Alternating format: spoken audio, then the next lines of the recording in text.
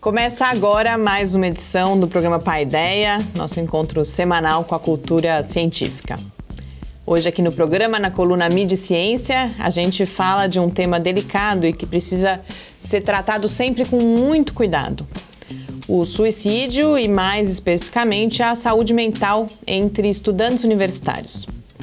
Nessa discussão, a gente fala também sobre o futuro da universidade brasileira. Na nossa entrevista, a gente conversa com o professor Gabriel Feltran, do Departamento de Sociologia da UFSCar, sobre etnografia urbana e as suas pesquisas sobre as dinâmicas sociais, políticas e de mercado nas periferias urbanas e, particularmente, da cidade de São Paulo. Fique com a gente.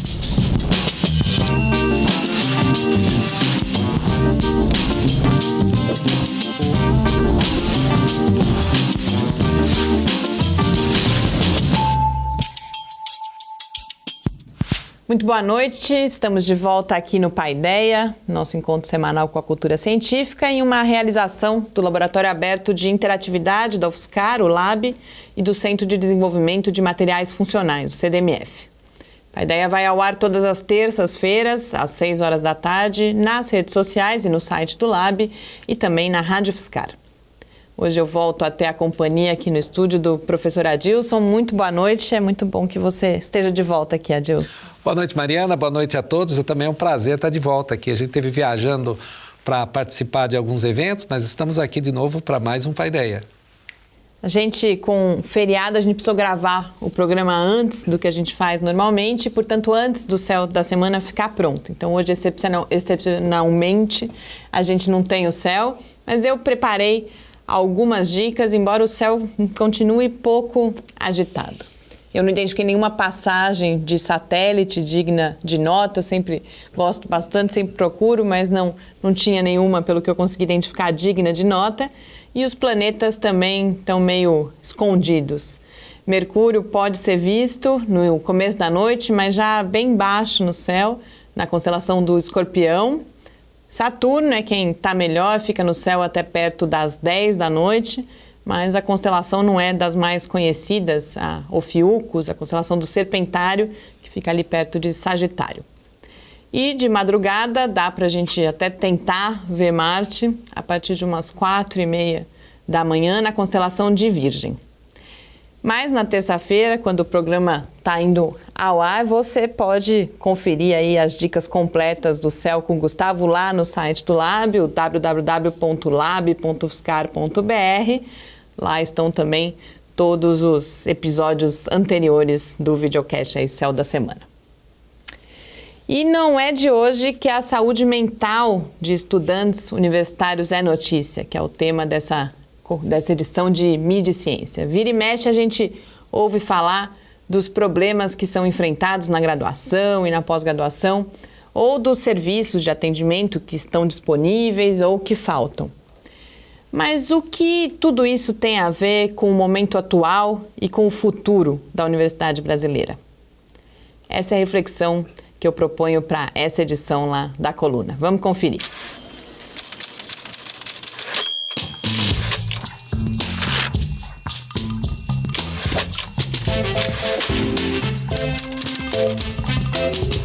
Dia 30 de outubro, aconteceu uma votação importante para o futuro da USP, que, apesar dos pesares, continua sendo a principal universidade brasileira. Um colégio eleitoral indicou os nomes para a lista tríplice, a partir da qual o governador Geraldo Alckmin vai escolher o futuro reitor ou reitora da universidade.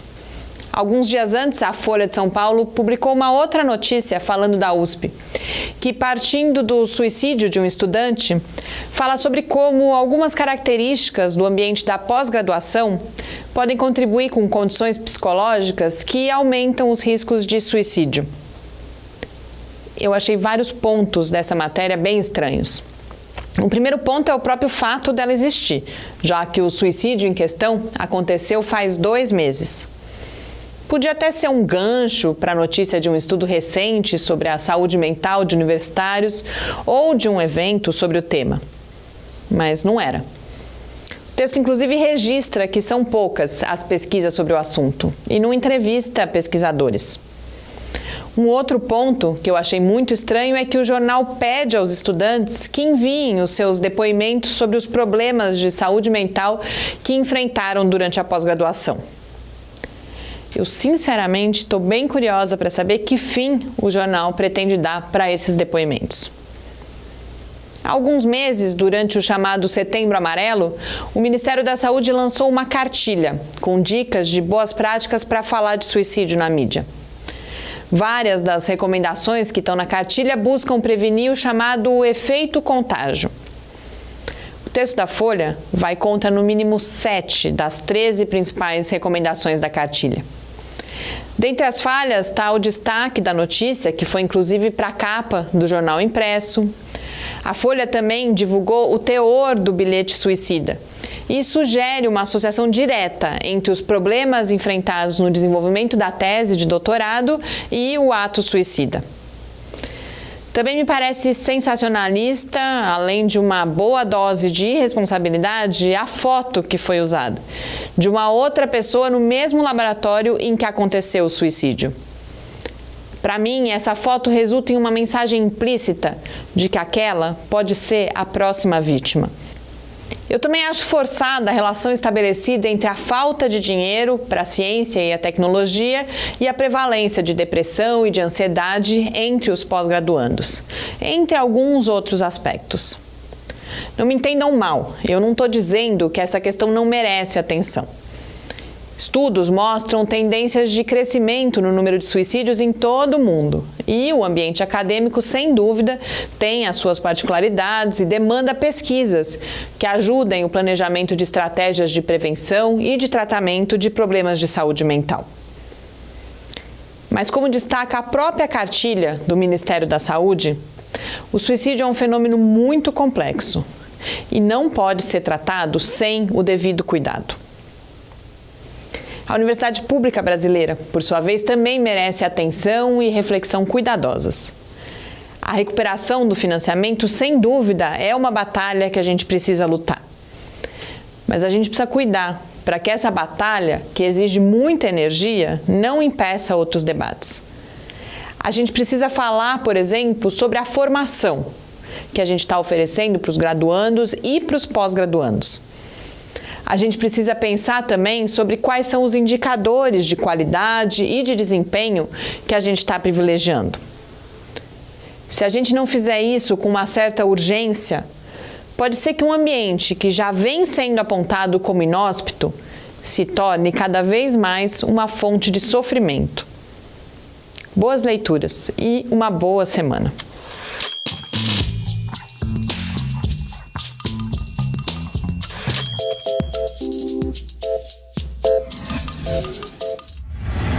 Estamos de volta aqui no Paideia. Realmente, essa questão da saúde mental ela começa a aparecer. Recentemente, o Estadão também, se eu não me engano, por ocasião ainda do Setembro Amarelo, faz uma discussão também sobre saúde mental na universidade. Mas o que me chamou muito a atenção realmente nessa matéria, especificamente da Folha, é, primeiro, a pauta, porque que isso aparece 2 meses depois, e a forma toda como é tratada é bastante complicado. Então, tem as características que eu mencionei na coluna, mas eu acho que uma das questões principais para a gente refletir um pouco é essa associação direta que é feita, como se, bom, tem corte em recursos de ciência e tecnologia, portanto, as coisas dão errado, e aí o suicídio aparece, inclusive, como uma espécie de solução, que é um dos alertas que essa cartilha do Ministério da Saúde coloca, que a gente não pode simplificar algo que tem muitos fatores envolvidos e, certamente, nesse ambiente universitário, várias especificidades também, né? Foi uma correlação nada científica, né? É um evento que poderia ter aconteceu na universidade, mas poderia ter acontecido na periferia, poderia ter acontecido numa empresa, numa escola pública, etc. Né? Ainda mais essa questão que envolve alguém tomar uma decisão tão drástica como essa de acabar com a própria vida. Então, isso geralmente não é um evento que ocorre por um único fato, né? Tem toda uma história envolvida, etc. Então, fazer essa correlação é realmente muito, muito perigoso. É claro que o corte de financiamento para as pesquisas desestimula as pessoas a trabalharem com isso, as pessoas vão pensar em outras alternativas. Mas fazer uma correlação direta dessa, sem dúvida nenhuma, eu acho que foi um erro muito grande, né? Foi até, digamos, uma coisa sensacionalista, né? Parece que foi uma coisa inédita, nunca antes acontecida, né? A gente tem histórias de suicídios não só na universidade ao longo dos anos, de professores, entre outras coisas, mas nunca associado diretamente a uma questão como essa. Geralmente são causas pessoais, né? Que a pessoa vive, dilemas pessoais que levam a isso, né? Eu acho que a correlação foi realmente algo absolutamente absurdo. É claro que o ambiente universitário é um ambiente agressivo, né?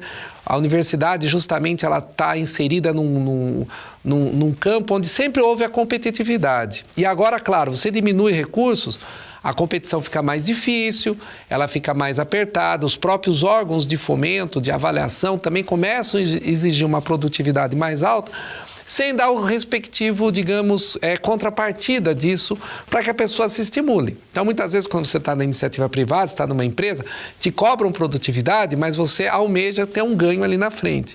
E é o que não acontece na universidade pública, né? Então, tanto para os pós-graduandos como para os professores e pesquisadores, trabalhar mais não significa necessariamente ganhar mais. Então, isso cria esse ambiente que muitas vezes é sobre muita pressão.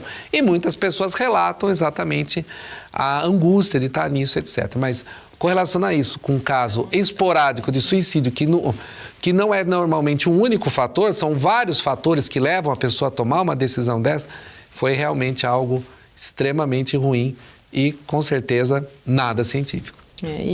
A ressalva que eu faço lá, tomar cuidado, olha, eu não estou falando que isso não é importante, porque acho que tem dois polos que a gente precisa olhar e que, de fato, casos como esse podem nos fazer pensar sobre isso. Um é a qualidade dos serviços de atendimento que a gente tem, não só na universidade, porque não é, inclusive, função da universidade todo esse atendimento, mas também na rede pública de saúde. Certamente precisa de aprimoramento, certamente é algo para a gente refletir.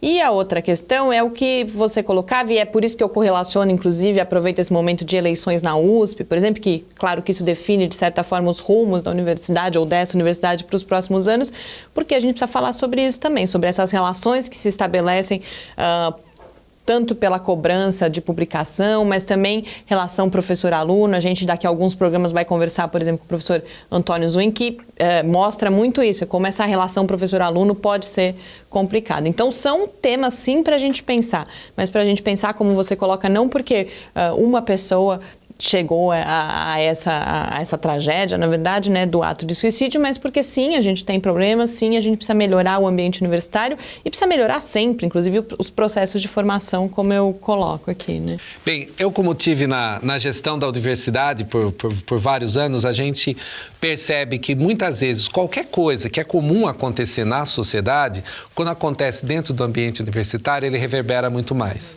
né? Então, seja o caso, por exemplo, desse evento do suicídio, quantas pessoas...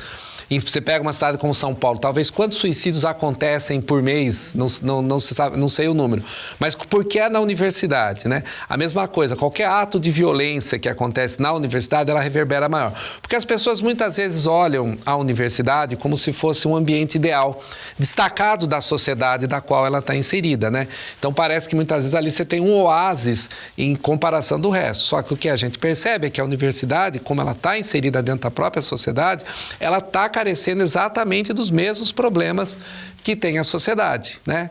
E muitas vezes as pessoas não conseguem compreender isso, inclusive no caso a própria imprensa, que acha que o evento aconteceu dentro da universidade, isso jamais poderia ter acontecido, etc. Tal, e dá uma dimensão desse tamanho. E a gente esquece que a universidade ela é feita principalmente pelas pessoas. E as pessoas que estão aqui na universidade, elas estão suscetíveis às mesmas pressões, os mesmos dilemas do que todos os outros que estão na sociedade. Então, falta perceber que a universidade ela não está desconectada do nosso mundo, e sim ela está muito inserida nesse mundo. Principalmente agora, ela acaba se aproximando mais e mais disso, né? Quando você fala exatamente da questão da eleição da nova reitoria da USP, isso sem dúvida, toda vez que você troca a direção de uma universidade, você mais ou menos define os rumos que ela quer caminhar, para onde ela quer ir. E no caso particular da USP, que é escolhido pelo colégio eleitoral restrito aos participantes dos institutos, não é uma eleição, ela realmente vai ter um grande desafio, não só para um problema como esse, que graças a Deus é um problema pontual, né, e que não está diretamente ligado com a estrutura, mas sim aquilo que ela vai representar para a sociedade. Esse que é o grande ponto disso aí, né? Como que a gente quer que a universidade esteja inserida na sociedade, para saber também como a sociedade se insere dentro da universidade. Eu quero aproveitar um minutinho que a gente tem ainda, aproveitar que você falou do oásis da universidade, falar de uma espécie de dica de leitura, é algo que eu queria ter abordado na coluna, acabei não abordando, que é um olhar também, às vezes, para a ciência como descolada da sociedade, porque a gente teve, faz uma semana, mais ou menos, o Trump declarando nos Estados Unidos o vício em opiáceos, né, opiáceos legais, de medicamentos, inclusive, como uma epidemia, um problema, e aí na Folha, mais uma vez agora eu vou elogiar a Folha, fiz a crítica, mas aí a gente tem uma análise, isso sai no Caderno Mundo, e aí a gente tem uma análise de um jornalista da editoria de ciência, que é o Reinaldo José Lopes, mostrando como uma relação entre a indústria farmacêutica, periódicos predatórios, que são as revistas que publicam artigos científicos, mas que não são sérias, né, e que buscam principalmente lucro, e cientistas com conflitos de interesse, com más práticas,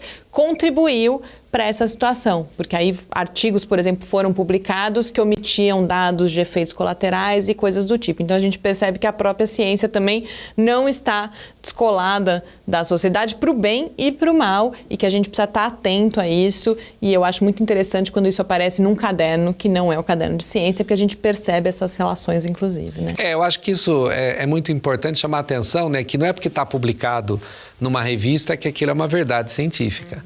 Né? A verdade científica ela é estabelecida a partir do momento que uma vez um estudo publicado, eu consigo replicá-lo, consigo perceber e consigo ampliá-lo, né? Porque hoje você sempre vai achar um espaço para publicar qualquer coisa.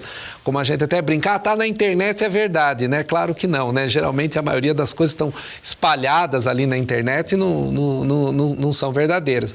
Então isso tem que tomar cuidado. E ainda um sábio como Trump, né? Que tem uma grande visão científica, né? Alguém que defende a ciência de uma maneira tão, né, forte como o Trump, enfática, né? Negando coisas como aquecimento global, entre outros fatos, porque justamente vai contra os interesses daqueles que estão envolvidos contra ele, a gente vê qual é essa credibilidade, né? E muitas vezes o cientista que publica em periódicos assim, também volta àquele ponto que a gente estava falando antes, está sob a pressão de publicar. Então muitas vezes publica estudos sem estar absolutamente concluídos, fatiam publicações de forma a multiplicar. Então isso também vem o próprio impacto, né, de muitas vezes essa pressão, que não é só exclusiva aqui do Brasil, isso acontece no mundo todo, acaba também publicando coisas dessas sem o devido escrutínio necessário para fazer a análise desses resultados. Né? Nesse caso, acho que o Renato estava falando de gente que é muito bem paga, na verdade. Exato. Que aí é a má prática aí exatamente. No extremo. Mas confiram lá, vale a pena realmente uma análise bastante interessante que é feita, e também a coluna Mediciência lá no site do Lab. Porque agora, para a gente encerrar esse primeiro bloco do Paideia, a gente vai conhecer as pesquisas da professora Paula Costa Castro, que é do Departamento de Gerontologia da UFSCar. São pesquisas sobre como a tecnologia pode auxiliar na qualidade de vida de pessoas idosas. Em seguida, a gente volta para a entrevista com o professor Gabriel de Santos Feltran, que é professor do Departamento de Sociologia aqui da UFSCar. Até já! Eu sou a professora Paula Castro, do Departamento de Gerontologia da UFSCar. Eu trabalho nos temas de gerontecnologia, universidades da terceira idade e qualidade de vida. Os meus parceiros na pesquisa são o Instituto de Ciências e Matemática Computacional da USP, de São Carlos, a Universidade Federal de Uberlândia, a Universidade de Surrey, a empresa Aptor e a empresa Cienideia. Juntos nós desenvolvemos tecnologias que possam promover a independência e melhorar a qualidade de vida de idosos que vivem na comunidade e tornar essa comunidade um ambiente amigo do idoso. Né? Alguns projetos em andamento que eu tenho são o estudo do envelhecimento saudável nas universidades da terceira idade, como que a educação pode interferir na qualidade de vida das pessoas que frequentam, o desenvolvimento de produtos que vão servir como sensores não invasivos, que não interferem na privacidade dos idosos, para monitorar certas condições de risco e também para servir como base para e-health, como, por exemplo, usar pequenos acelerômetros para tentar prevenir quedas ou investigar padrões de movimento entre idosos que caem e idosos que não caem, por exemplo, para que no futuro a gente possa utilizar esses equipamentos para que a própria pessoa possa conseguir se monitorar ou a comunidade médica consiga utilizar para avaliar pessoas que podem estar em risco e que precisam mesmo ou não de intervenção, por exemplo. Outra área que a gente estuda é a interação dos idosos ou das pessoas que estão envelhecendo, né, ao longo da vida com as novas tecnologias. E aí nós desenvolvemos conceitos para aplicativos que possam servir entre comunicação entre essas pessoas, os seus cuidadores formais, como por exemplo a equipe de saúde, e os seus cuidadores informais, como por exemplo família, amigos, vizinhança, etc. Nós também temos em andamento um projeto que foca o desenvolvimento de um desses produtos para melhorar a comunicação entre idosos com demência que estão institucionalizados e os cuidadores dessa instituição com os familiares que estão separados dessas pessoas, né, que perderam o contato com essa pessoa ao longo do tempo. E um apoio também ao sistema público de saúde por meio de desenvolvimento de tecnologias que possam melhorar o custo-efetividade e a qualidade do atendimento ao idoso, como, por exemplo, os editais do PPSUS e outros tipos de atenção básica de saúde.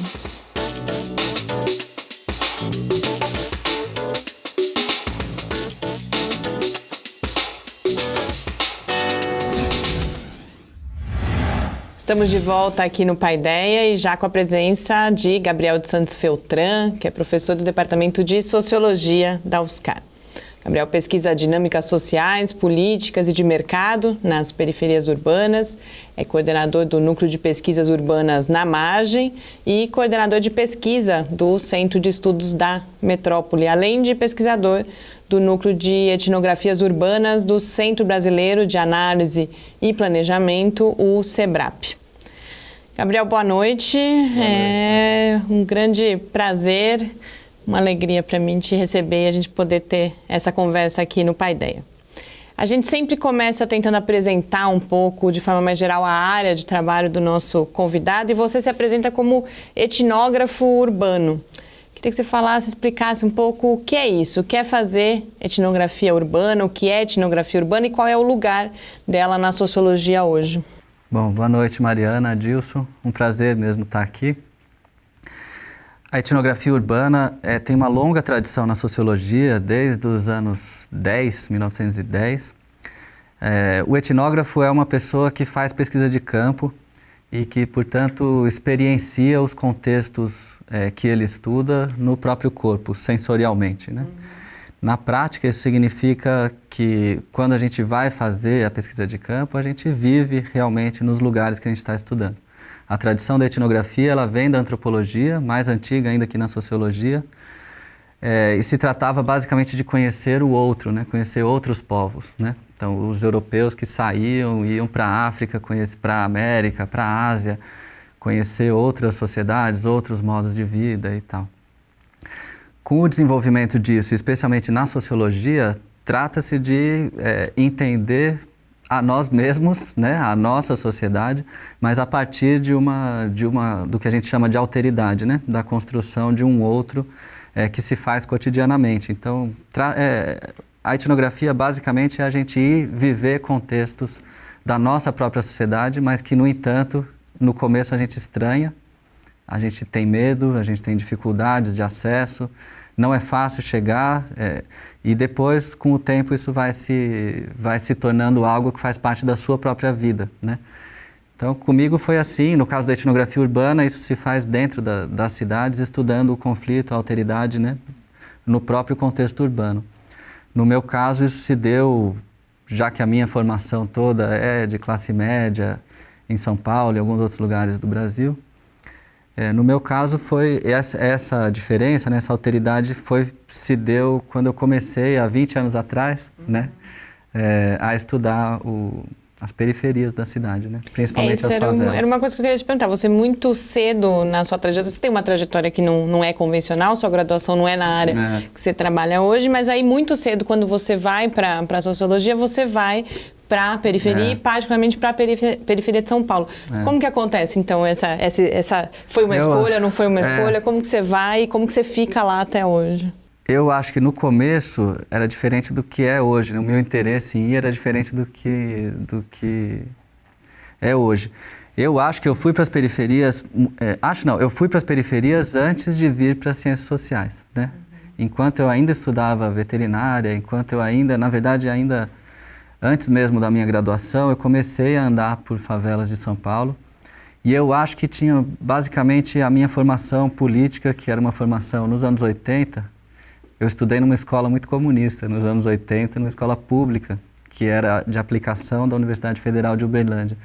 E foi uma escola que, naquele contexto dos anos 80, tinha uma formação política muito marxista, né? Naquele período, que era o que estava em voga no período. E essa formação considera que os pobres são, digamos, o espaço onde vai se produzir a transformação social. Isso se juntou com uma formação cristã que eu tinha, que também vê os pobres como o grupo social que vai produzir uma transformação para a melhoria da sociedade, né?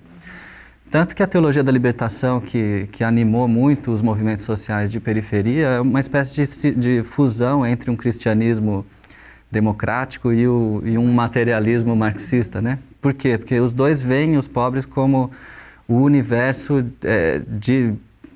o lugar específico de onde vai partir a transformação social que iria melhorar a sociedade, produzir igualdade, emancipação e tal. Os opostos se atraíram por uma causa comum, né? Um espiritualismo e um materialismo se juntaram nessa perspectiva, né? Colocam os pobres como um núcleo duro da transformação social.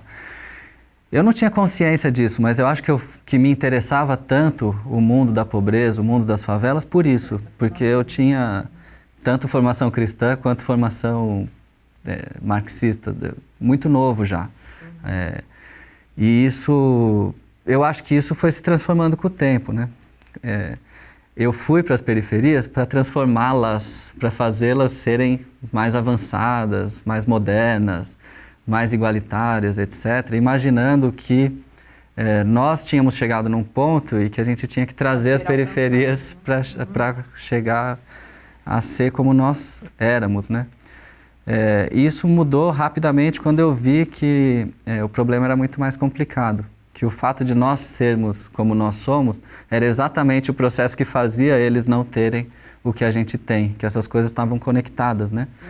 Ou seja, eu passei a trabalhar numa lógica mais relacional, né? Ou seja, e quando começo a estudar, mais ainda, o trabalho do Lúcio Kovarik, que agora acabou de ser celebrado no SEBRAP, um trabalho de 75, depois de 79, da espoliação urbana, era um trabalho que já mostrava que o crescimento das cidades, eles produziam ao mesmo tempo riqueza e pobreza, né? E que os processos estavam relacionados, que não havia como a gente ter uma ação missionária na periferia de fazê-los melhorarem para ser como nós somos. Então, dá essa sensação que quando você acumula de um certo lado, você não multiplica, né? Você desloca, né? Exatamente. No fundo, aquela riqueza ela está mais ou menos conservada. Eu só estou concentrando ela para lá ou para cá, né? Como um processo entrópico mesmo, né? De você fazer esse crescimento, né? E essa percepção que você teve ao ir a periferia, a favela de São Paulo, você vai isso lá, pelo que eu entendi, desde os anos 80, etc. Desde os anos 90 que eu comecei, então são quase 30 anos nisso, né? 20 anos mais detidamente, isso. Né? Então, e qual é a sua percepção? O que mudou, piorou? Mudou muita coisa. Mudou muita coisa. Em que sentido? Na verdade, o meu trabalho pega desde os anos 60, né?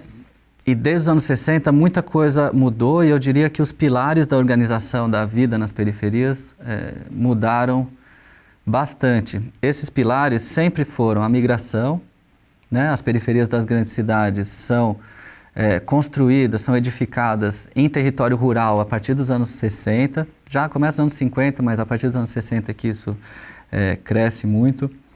São famílias que migram, essa migração não é individual, é uma migração sempre familiar, sempre vem um ponto de migração para depois chamar a família. Essas famílias são extensas, a média de filhos por mulher nos anos 70 no Brasil era de 5,5, hoje é de 1,8. No Sudeste essa média é de 1,4. É uma transformação radical no universo familiar, que era um universo extenso e passa a ser um universo nuclear, né? A migração que acontecia de 20% de estados do Nordeste, do Norte do Brasil, migravam para o Sul, hoje é uma migração que acabou. A partir do final dos anos 90 você não tem, a gente tem mais fluxo de retorno do que de chegada, embora não seja tão significativo.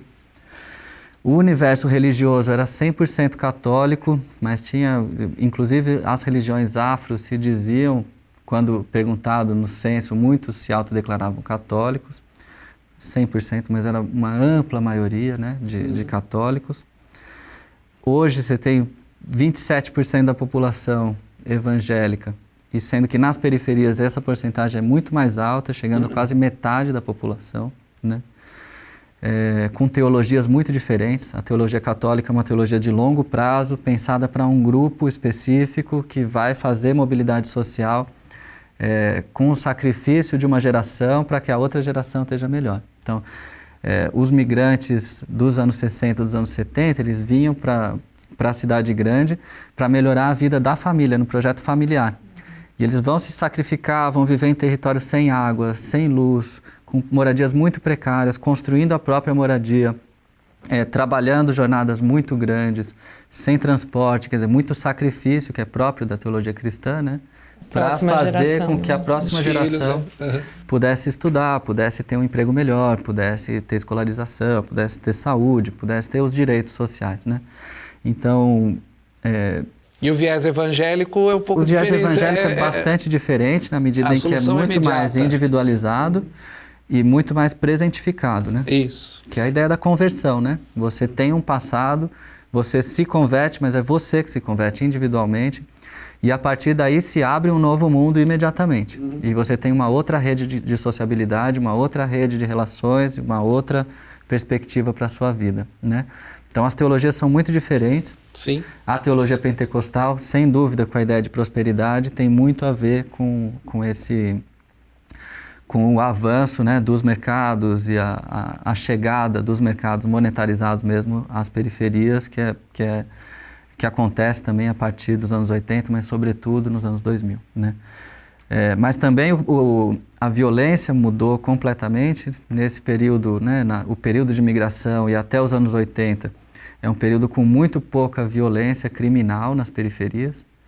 Você tem, na verdade, os próprios grupos periféricos que não tinham acesso à segurança pública se auto-organizando para fazer segurança, ou seja, contratando policiais em folga de serviço para serem justiceiros, para serem matadores, né? Esquadrões da morte, toda essa ideia que era muito presente na periferia nos anos 80, isso demonstrava que, na verdade, você está falando de uma franja muito pequena da população envolvida com roubos, furtos, pequenos assaltos e muito pouco tráfico de drogas, né? No Rio de Janeiro o tráfico chega nos anos 80, muito forte o tráfico transnacional. E em São Paulo isso só a partir dos anos 90, que chega o mercado de cocaína principalmente, que vai depois nuclear outros mercados ilegais. Então, perto do que era, hoje o que a gente tem de criminalidade em São Paulo é como se a gente estivesse falando de artesanato e agora estamos falando de empresas transnacionais, né? O que fez as periferias serem, nos anos 80, conhecidas como espaços de trabalhadores, de movimentos de trabalhadores reivindicando direitos, mas a partir dos anos 90, progressivamente mais conhecidos como espaços de violência, de bandidos, né? Espaços perigosos. Você fala muito em mundo do crime, inclusive às vezes, entre aspas, eu entendo que há inclusive uma crítica à própria expressão. O que você quer, o que está contido nessa expressão e como isso se relaciona com essa história que você vinha contando aqui pra gente? Isso, essas transformações que eu vinha falando, né, no mundo do trabalho, com reestruturação produtiva, grandes fábricas que viraram espaços transnacionais. Uma montadora de carros antigamente, ela era uma grande fábrica com 20 mil pessoas trabalhando dentro e uma linha de montagem que todo mundo fazia trabalho manual, né?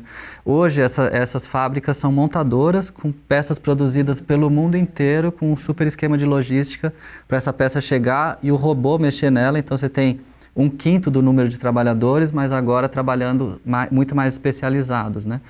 Então, transformações na religião, transformações no trabalho, transformações na família, transformações na migração, transformações na violência, fazem com que todos esses pilares de organização da vida social no mundo popular sejam reconfigurados, né? O desemprego, que era de 7, 8% no começo dos anos 80 em São Paulo, na cidade de São Paulo, passa para 23% no final dos anos 90, com todas essas mudanças, né? Então você vai ter todo um universo de trabalhadores que passam a ser desempregados, ao mesmo tempo em que mercados transnacionais ilegais, sobretudo o mercado de drogas, ele aparece como oportunidade de geração de renda para essas pessoas que estão sendo jogadas para fora do mercado de trabalho formal, né? Então você tem, por exemplo, a gente fala, a migração do Nordeste abriu muita indústria em São Paulo, veio muito migrante trabalhar nas indústrias. Mas a gente não pensa que foi a mesma coisa nos anos 90 com o mercado ilegal. Ou seja, abriram-se muitos postos de trabalho na venda, no varejo de drogas, e esses postos foram ocupados justamente por esses contingentes que estavam sendo expulsos do mercado de trabalho formal. Não à toa, os grupos mais subalternos são os grupos que correm o risco, né, de trabalhar em situações que são arriscadas, que são perigosas, que são reprimidas. Então a gente tenta olhar para o mundo ilegal a partir desse pensamento sociológico mais básico, né?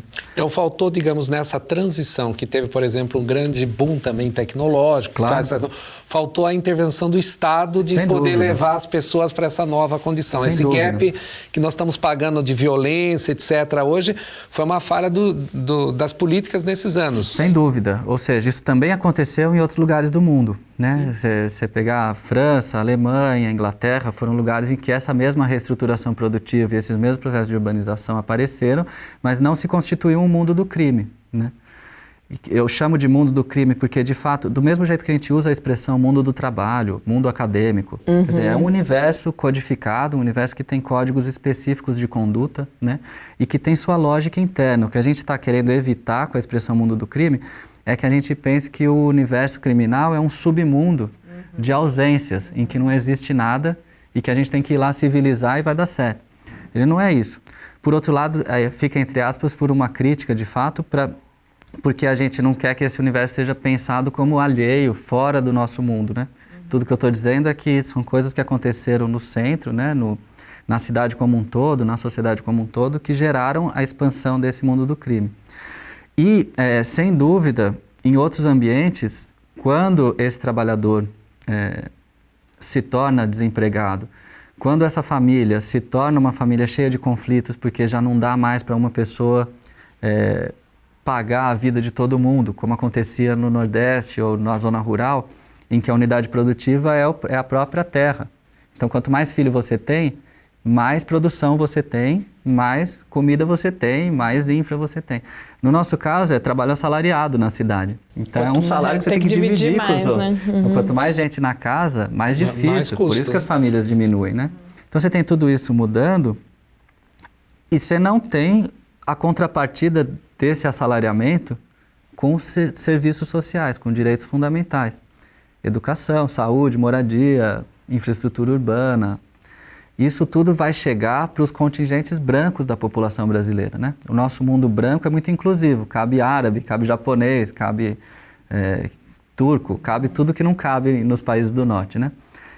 Mas no nosso caso, o polo branco vai ter proteção social, ainda que precária, mas tem BNH, tem financiamento de moradia, tem escola pública, tem saúde pública, para um grupo da nossa sociedade, né?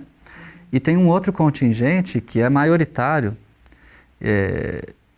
que é a maioria da população, acho que é majoritário, que é a maioria da população que vai ficar sem esses direitos.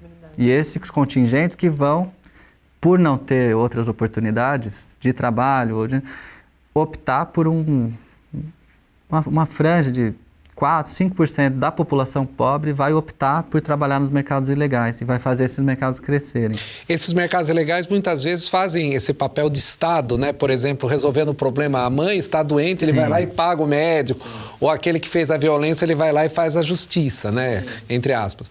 Então, cria-se esse Estado, pela ausência de Estado, se cria esse Estado, que a gente chama Estado paralelo, não sei se essa expressão é adequada. Inclusive, na apresentação, você falava antes um olhar sociológico que justamente não os trata como excluídos, mas que olha justamente para essas relações que se estabelecem ali também, né? A gente não usa a expressão ausência de Estado justamente porque a gente está considerando que o Estado está agindo bastante para concentrar riqueza, sobretudo. Exato, ou seja, tem ação estatal na produção da nossa pobreza. Não é falta de ação, é uma ação errada. Isso, exatamente. É uma ação que vai no sentido oposto, no sentido de concentração e não de distribuição do que se esperaria de mais igualdade, né? Por outro lado, a gente não usa a expressão Estado paralelo porque a gente questiona o paralelo. A ideia de Estado, ou seja, a ideia de reivindicar o monopólio da força, que é a definição sociológica de Estado, né? Aquele que reivindica para si o monopólio do uso da força. Então, assim, o uso da força pelo Estado é legal. Dentro das leis, a polícia pode usar, o exército, as forças armadas. O crime faz isso, né? Nas favelas, nas periferias. Ele diz, só nós podemos usar a força nesse território. Então, de fato, é como se constituísse um Estado outro ali, né? Agora, esse Estado, a gente fala, não é paralelo, porque quando o morador precisa de um remédio, ele não vai no crime, ele vai no posto de saúde. Aí no posto de saúde não tem, aí que ele vai no crime. Isso está bem claro na nossa pesquisa. Quando ele precisa de educação, ele vai na escola. Quando não tem vaga, ele vai falar com o cara do crime e o cara do crime tem as redes dele para falar com a diretora e para negociar, claro que com um pouco de ameaça, a entrada dele na escola. Isso acontece todo o tempo. Mesma coisa o acesso à moradia. A pessoa primeiro busca a via legal, oficial, e em seguida, não conseguindo, ela vai. Agora, o crime se especializou, de fato, na nossa sociedade, no acesso à justiça. Então, se antes, lá naquele mundo dos anos 70, você tinha a sua padaria na periferia roubada, você contratava um justiceiro e esse justiceiro ia procurar quem roubou e ia matar, né? E era assim que o número de homicídios começou a subir nas periferias.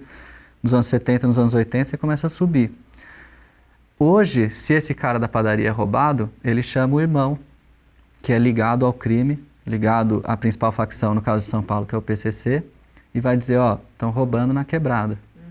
Estão roubando aqui e isso não pode, na lei do crime, na regra desse outro universo de governo, né? Que coexiste com o estatal, né? Então você tem esse universo criminal oferecendo a justiça e é uma justiça mais efetiva do que a do Estado. Muito mais rápida, com certeza. Rápida. De um lado ela é sumária, de outro lado ela é mais efetiva. Ela funciona numa lógica bastante diferente da estatal. Embora a justiça estatal também esteja presente lá. Então a gente fala de uma coexistência desses regimes, né, normativos. Ou seja, os pobres no Brasil hoje, eles enxergam o mundo com um repertório de instâncias às quais a gente pode recorrer para resolver os problemas cotidianos. Os grupos de classe média e de elite, eles têm mais claro que o Estado é central para a resolução dos seus problemas, né? Se a gente vai comprar uma casa, a gente quer que a casa seja legalizada, a gente vai fazer os documentos, etc. Não existe outra alternativa. Não tem outras alternativas, mas no mundo das periferias se constituíram várias alternativas, né? Então, eu vou fazer pelo que eu entendi que você falou, se o Estado, então, conseguisse suprir, melhorasse isso, com certeza, indiretamente, se diminuiria essa ação do mundo do crime, diminuiria a violência, tudo. Então, é a ausência, essa ineficiência que nós temos das políticas públicas para que reflete a violência, né? Sem nenhuma dúvida. Isso já numa história longa. Sim. Então, é cada vez mais complicado, porque hoje a gente tem grupos criminais que são grupos de mercado transnacional.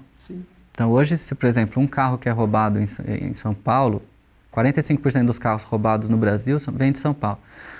Por exemplo, uma caminhonete diesel que é roubada em São Paulo, que é o carro típico que se leva para uma fronteira, né? Para a Bolívia, para o Paraguai, principalmente. Hoje você tem grupos que controlam desde roubar o carro, pagar um menino para roubar um carro, ele vai pagar Vamos supor, 3 meninos roubam, cada um ganha R$1.500. O carro custa R$200 mil. Novo. Uma caminhonete diesel, SUV, não sei o quê. Você vai pôr esse carro na fronteira, você vai trocar por 6 quilos de pasta base. Trocar. Cada quilo desse, no final da cadeia, se ele for exportado para a Europa, ele custa 25 mil euros. 1 quilo de cocaína, que se 6 por uma caminhonete, vira 25 mil euros. Então é 125 mil euros que você vai fazer com essa caminhonete, pagando R$1.500 para o menino que rouba. E quem foi roubado recebeu o seguro da caminhonete. E a indústria automobilística vai ganhar fazer mais um carro. Então. Por isso que a gente fala que essas coisas estão conectadas. Exatamente. Né? Então hoje você tem grupos muito especializados que fazem a parte do governo, dos territórios, das cadeias, e também a gestão econômica desses negócios que empregam os meninos que morrem ou que são presos. Né? Então, a nossa política de segurança ela é focada no pequeno operador desses mercados, criminaliza esses pequenos operadores, tira ele, coloca na cadeia e no outro dia tem outro trabalhando, porque é um posto de trabalho. Se você tira o menino da esquina que está traficando droga no varejo, no dia seguinte tem outro. Então, essas políticas estão equivocadas na nossa perspectiva. E já em outros países isso é muito evidente. Então, eu por atividade acadêmica, eu morei 1 ano na França. A Mariana acompanhou esse período, né? A gente conversava bastante. Na minha esquina, eu morava num bairro de imigrantes, que não tinha nada do glamour parisiense. Mas na minha esquina tinha um menino que vendia haxixe. Eu andava com os meus filhos para levar na creche, não sei o quê. Todos os dias passava na frente dele. Era bom dia, boa tarde, boa noite, né? Não tinha violência nenhuma associada ao mercado de droga. Por quê? Porque você não tem repressão a esse rapaz. Ele está vendendo droga ali, isso é muito difícil você controlar. Agora, se você deixar um só vendendo e não reprimir, é um comércio como qualquer outro. Eles nem mudam a lei lá. Na Alemanha é a mesma coisa, acabei de ver isso acontecendo, né, nesse período que eu tive. Agora, você não tem violência associada ao mercado de drogas, que é uma coisa que na nossa cabeça é como se fosse como junto. Se sempre acontecesse junto. E não é. Você tem mercado de varejo de drogas totalmente não violento, né? Agora, isso como se produz? Com uma política que diz isso é errado, isso é imoral, isso não pode, e a gente vai prender esse menino. No dia seguinte tem outro. Aí você tem um na cadeia e um lá, trabalhando. No outro dia você tem 2 na cadeia. Então, São Paulo tinha 40 mil presos em 90, e São Paulo tem 250 mil presos hoje. E São Paulo tem 1 milhão de ex-presidiários. Então, você está produzindo o exército criminal, né, com essa política. Essa conversa vai ter que parar um pouquinho por aqui. A gente, infelizmente, nosso tempo já acabou, é rápido, mas eu queria, sobretudo, falar que foi um prazer a gente ter essa conversa aqui hoje. Gabriel, para mim, é muito especial. A gente já teve essa conversa em vários outros ambientes e que você volte aqui várias vezes para a gente poder tratar das 9 outras perguntas das 10 que a gente tinha programado. Mas acho que foi muito importante para a gente compreender, de um lado, a nossa sociedade, mas também o seu olhar de pesquisador para essa sociedade, que é o que a gente tenta um pouco sempre fazer aqui no programa. Muito obrigada mesmo por ter vindo, viu? Eu que agradeço, Mariana, Adilson, foi um prazer e eu espero que a gente tenha outras para poder desenvolver os outros assuntos. Uma pesquisa que a gente é muito apaixonado, então acaba desenvolvendo muito as respostas, né? Mas é algo que eu acho que é importante a gente discutir. E esse Paideia, então, fica por aqui. Eu conversei com o professor Gabriel Feltran, do Departamento de Sociologia da UFSCar. A gente volta na próxima terça-feira, às 6 da tarde. Mas, enquanto isso, você pode acompanhar o Lab no Facebook, no Twitter, no YouTube e também pelo e-mail cliqueciência@ufscar.br. Muito boa noite. Uma boa noite a todos. Boa noite.